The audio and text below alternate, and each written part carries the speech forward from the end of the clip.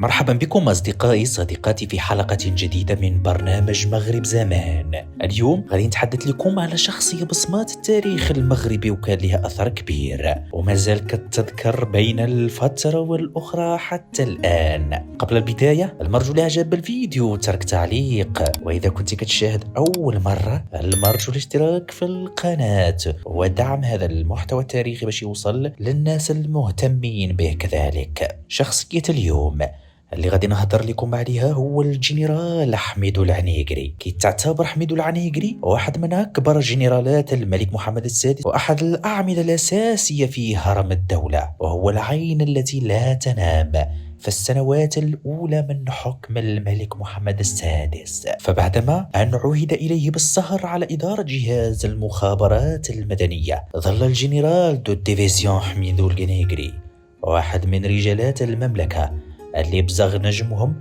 بين ملكين، حيث تعين في نهاية القرن الماضي مديرا عام الجهاز الدي اس تي قبل إقالته سنة 2003. كاين حضر العنيقري من أسرة بسيطة من مدينة مكناس، تخرج من مدرسة هرمومو وكان أحد الشهود على المحاولة الانقلابية الفاشلة اللي استهدفت الطائرة الملكية سنة 1972 إلى جانب الجنرال الحاج عبد السلام، من اللي تلقى الأخير تعليمات صارمة بمحاصرة القاعدة الجوية بالقنيطرة الخاضعة آنذاك للجنرال أحمد وفقير. اشتغل تحت إمرة حسني بن سليمان اللي كان تعين قائد للدرك الملكي، وارتقى عن جدارة واستحقاق في سلم المسؤوليات العسكرية. تولى سنة 1977 مسؤولية القيادة العامة للدرك الملكي بالدار البيضاء، وأرسل على رأس تجريدة عسكرية إلى الزاير، وبعدها ولا مستشار عسكري رئيس دولة الإمارات الشيخ زايد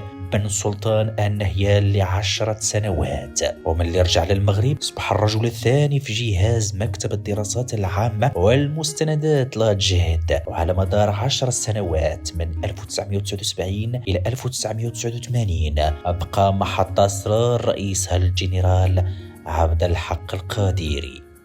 ومن بعد أحداث 16 مايو الإرهابية تعين مكان حفيظ بن هاشم رئيس جهاز الأمن الوطني، حيث اشتهر بنظام شرطة القرب كرواتيا، وخلق جهاز مركزي لمكافحة المخدرات إلى أن تم إعفاؤه في 13 شتنبر 2006. عين الملك محمد السادس سنة 2006 مفتش عام للقوات المساعدة قبل أن يعفى من مهامه، ويعاد تعيينه سنة 2009 قائد للمنطقة الجنوبية للقوات المساعدة.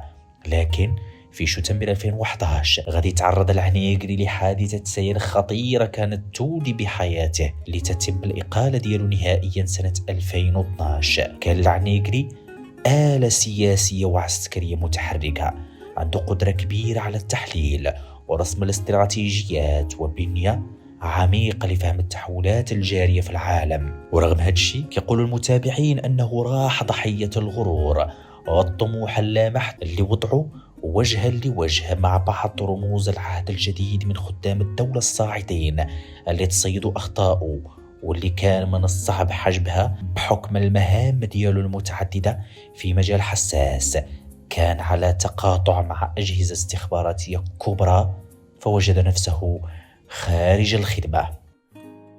كانت هذه حلقة من حلقات مغرب زمان، نتلقوا في حلقة جديدة، إلى اللقاء.